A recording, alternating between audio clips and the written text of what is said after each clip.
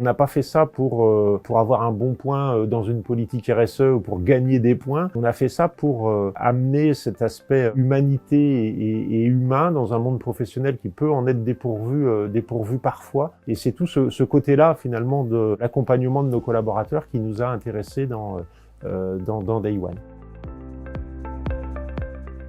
Je suis Cédric Gabory, je suis le directeur général du groupe Amaris, un groupe multi-activités, mais principalement centré autour de l'expertise comptable.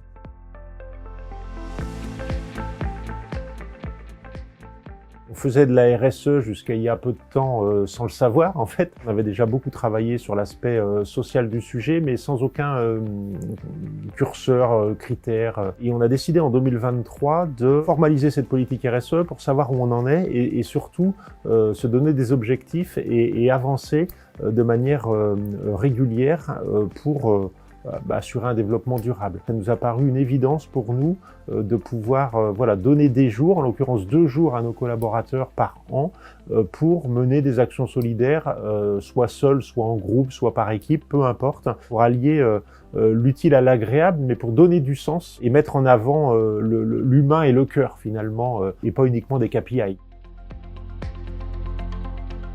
C'était pas forcément les premiers mois où on voyait des résultats flagrants.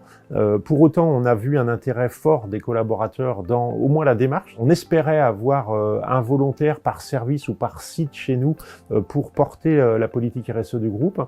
Finalement, on n'a eu aucun mal à trouver les 20 volontaires dont on avait besoin. Et c'est pas trouvé d'ailleurs, c'était vraiment du volontariat. L'ensemble des collaborateurs qui ont pu participer, alors je crois qu'aujourd'hui on a à peu près 20% des gens qui ont mené une action, qu'elle soit individuelle ou en équipe, on n'a que des résultats extrêmement positifs.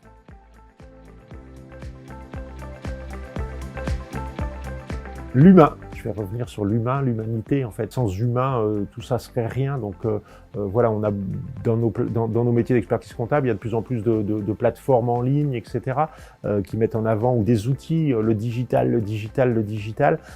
Chez Amaris, on essaye d'avoir le meilleur du digital avec le meilleur de l'humain, et c'est seulement cet équilibre-là qui fait qu'on y arrive ou on y arrivera.